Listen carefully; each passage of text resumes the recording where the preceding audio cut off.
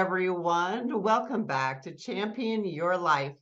I hope you're all doing well on this beautiful February afternoon. Today, we're actually going to be talking about limiting beliefs. And if you're not sure what that term means exactly, I'm going to be breaking that down for you.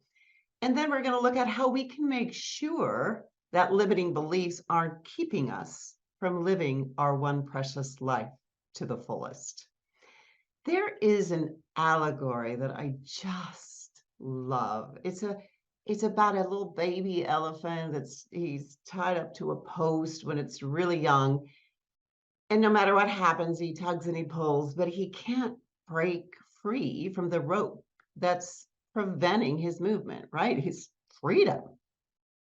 And then finally, this little baby elephant gives up trying to escape, and he becomes compliant and seemingly at peace with his fate. Eventually, however, this elephant grows up, right? And he becomes this huge adult elephant with an impressive tusk, these gargantuan legs, and he could easily break the rope if he wanted to. But sadly, he's come to the conclusion that that post is somehow an immovable barrier that will forever hold him back. He's a lot like us, isn't he?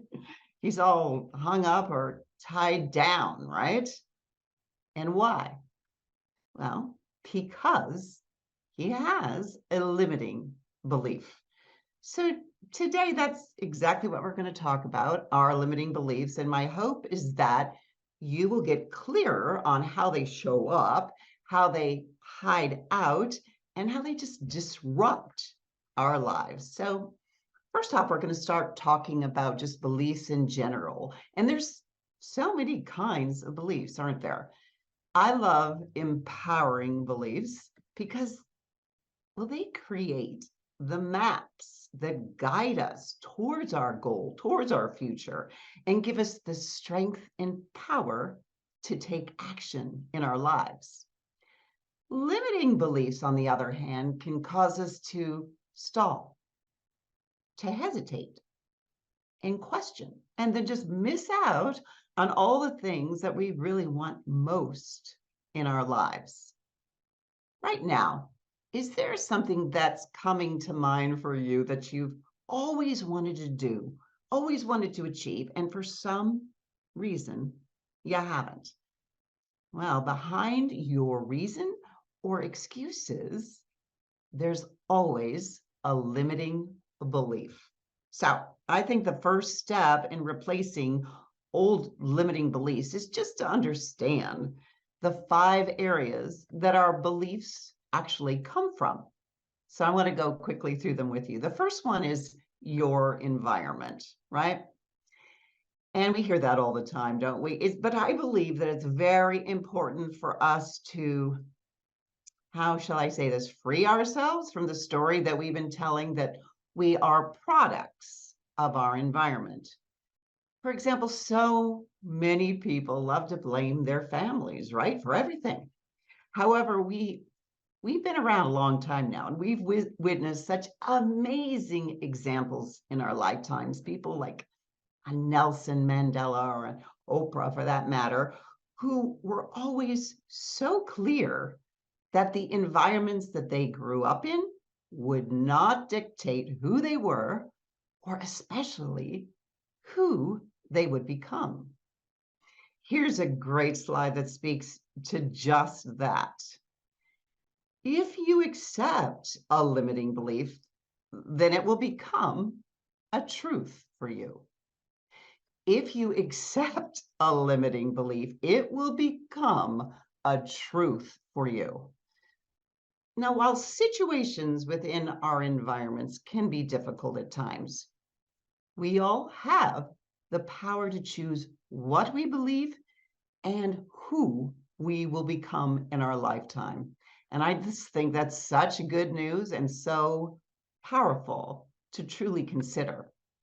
The next one is milestone events in your life. And what I mean by that, these are those days that you will just never forget. Like, for example, the day you threw that saving pass to a teammate, right? Or perhaps it was the day you graduated, or the day that you walked down the aisle with the one you love, or the birth of your children. I mean, that's an amazing event. Or perhaps it could be that big, exciting job that changed your trajectory. Now, it could also be the death of someone you loved and relied on. And whether good or bad, these events shape who you are. And in that sense, even something like a terrorist attack that we have all witnessed or experienced in our lifetime, they constitute a milestone event, right? And these occurrences have truly impacted our lives in different ways, which cause us to form unconscious beliefs, which really can affect our entire worldview. For me personally, I know that the 9/11 attacks on the East Coast in New York City and other places really, truly affected me. I don't think you could live here and not be affected. From that experience, I think I came to realize just how precious life was. And the other message was that I really didn't want to waste any more time. And I've also heard from many, many clients as of late that COVID has had a limiting belief effect on them. I'm curious, what's coming up for you? Another area that is important to take a look at with regards to our beliefs is just knowledge and learning, where we went to school, for example, and who influenced us. And knowledge in and of itself is not power, right? Knowledge is potential power waiting to be applied. So it is the key, I believe, to knocking down the walls surrounding our limiting beliefs. And when we decide to become lifelong learners and seek out knowledge with just laser focus, I believe amazing things can happen. But a librarian up in an ivory tower doesn't do anyone any good, right?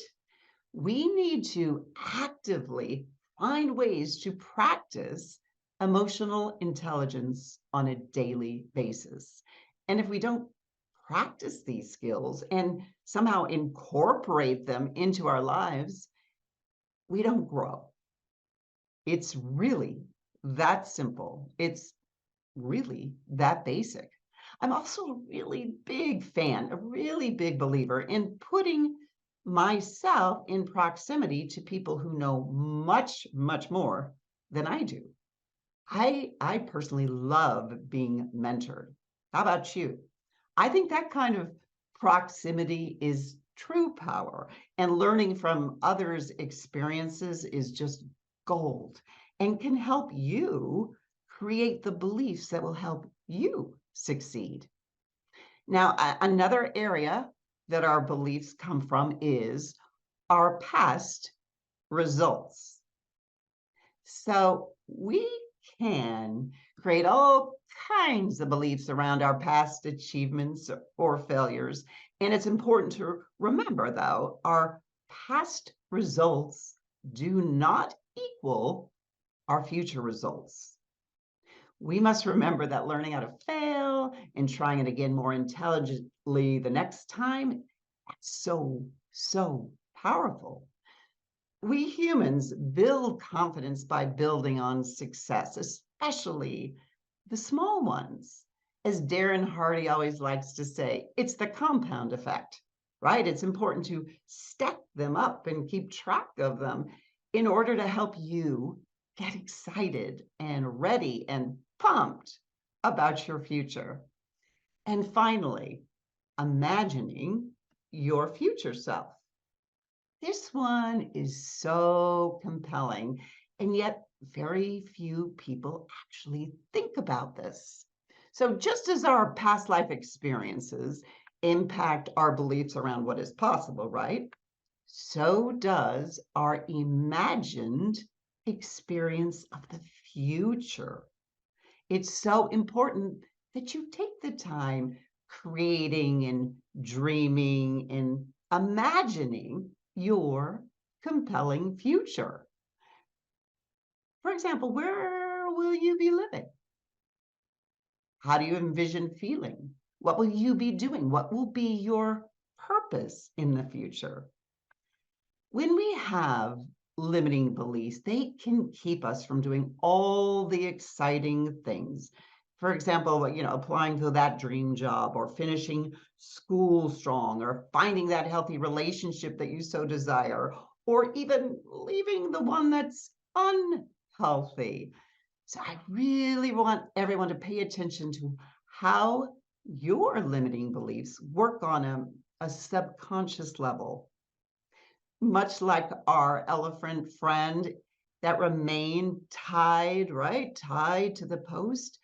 We must understand that our limiting beliefs can just keep us stuck in a place without us even fully realizing it. And sometimes for years. Now, then there are the limiting beliefs that we have, how shall I say this, that have been handed down to us from other people.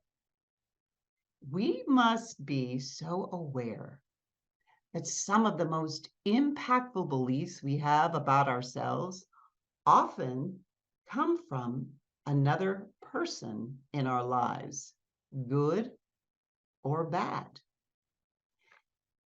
In college, I remember being cast in a play called The Seagull. It's a classic piece and a more challenging piece for a young person for sure. And I had a brilliant Russian director who cast me, but then immediately began to doubt my ability to understand the text when we began the rehearsals. And I can remember thinking, what? I'm just beginning. I remember feeling a little confused, a little scared, shaken when I heard that statement, but I kind of stayed steady and I kept my head on straight, just kept at it. Now, what if I had allowed that statement to permeate my being, right? Believed it, and then kept it as the primary limiting belief during the whole run of the show? I'm pretty sure I would have felt very shaky the entire time. But instead, in hindsight, I guess I could feel and sense her limiting belief in me. I decided to prove it wrong. As I'm saying this, I am sure there are similar stories that are coming up for you right now. Perhaps you were told when you were younger that you weren't that great a student, or that you really weren't college material, or maybe you heard from someone that, oh, you didn't have that much discipline, so now you're not going to be able to go do that or write that book. Or perhaps I even had a client tell me that someone had told them that she was way too old at 28 to have a child. It's interesting. Other people really do love to hand us some really negative stuff. And we must learn to recognize that when it happens to us, right? Nothing holds us back in life like limiting beliefs about ourselves.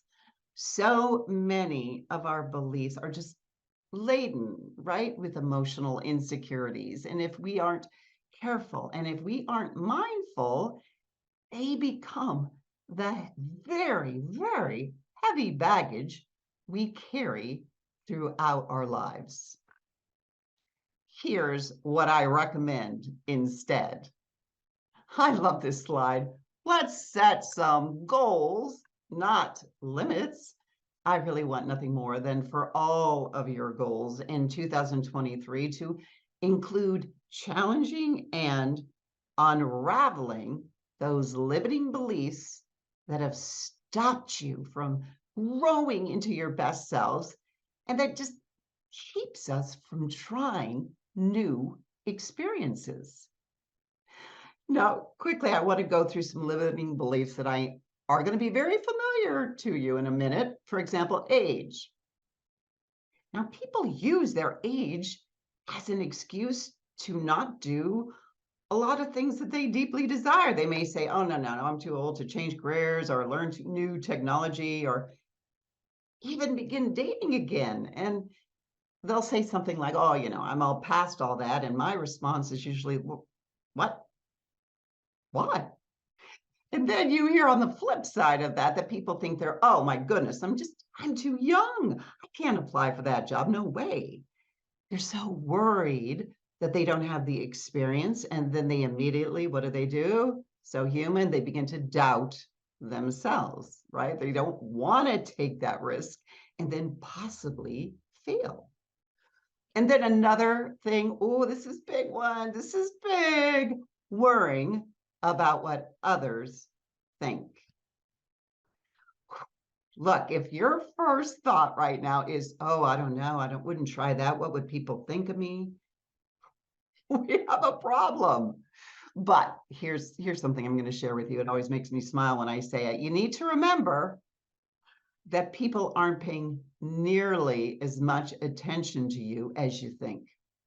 They're usually way too worried about themselves to be that concerned about you. And you know what? That is fabulous news, everyone. You can just get out there and do your thing. And lastly, one of the biggest limiting beliefs that I hear on the regular is time. I know you've heard it and you probably said it yourself. Oh, no, way too busy right now. Don't have the time. Why is this a great and somewhat accepted excuse for any kind of lifestyle change? The thing is, and it's funny, we all know this. If you really want to do something, you'll find a way to make it happen. Now, when I hear someone tell me, I don't have time to do that, what I immediately hear as a coach, it's not really a priority for them. We humans will clear out our schedules and make things happen when things are important enough to us. Often what we're doing in those moments when we, can't find the time is we're choosing to stay in comfort. We're choosing to stay in complacency, safety, if you will, and just not rock the boat, right? We just want to stay in our safe routines. But when we do that, what are we doing? We're missing out on our life, all the new experiences, all the great opportunities. So how do we overcome our limiting beliefs? I have a few great simple steps to help you get started. Just love this slide. Don't you? Look at this little guy. It's not so simple for him. He's sitting there analyzing those steps. But number one is the first step really is just to identify your limiting beliefs and just acknowledge them. I mean, limiting beliefs really lose their power over us the minute we begin to question them. And then once you've unearthed some of your frequent flyer limiting beliefs, write them down in your journal. And I just want you to keep track of them. Be clear on what they are. And then I want you to answer these two questions. Number one, I can't do this because, and then I want you to just fill in your reasons, right? And number two, for other people, this may work, but in my case, fill in the blank. By taking the time to question these, you will begin to see, oh my goodness, how tightly we hang on to some of these limiting beliefs of ours. And some of our excuses, they're the full range. They're clever and somehow ridiculous all at the same time. So just one more time, answer questions number one, which is, I can't do this because, and number two, for other people, this may work, but in my case, so those are the two questions I want you to answer.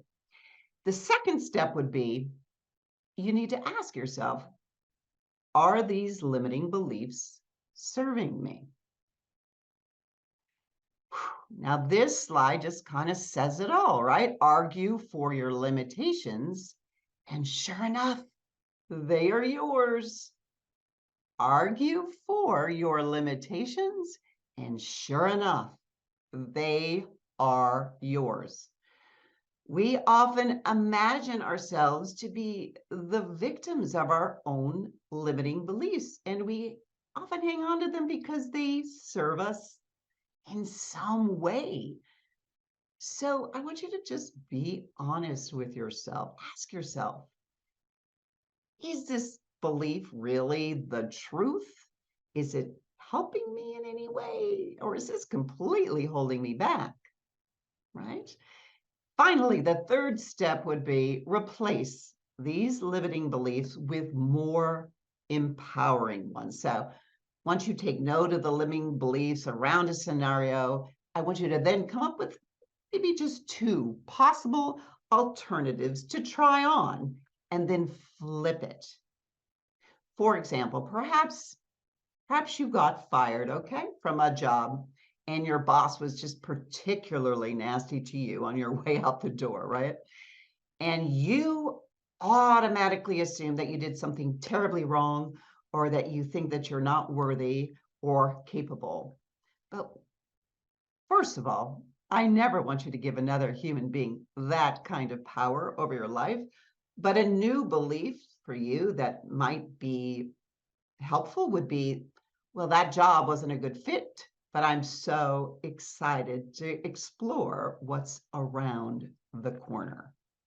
And if you repeat, our brains are funny, if you repeat these new beliefs often enough, they will replace the ones that have held you back and prevented you from success. I like to think of it as if you were installing a new operating system in your mind.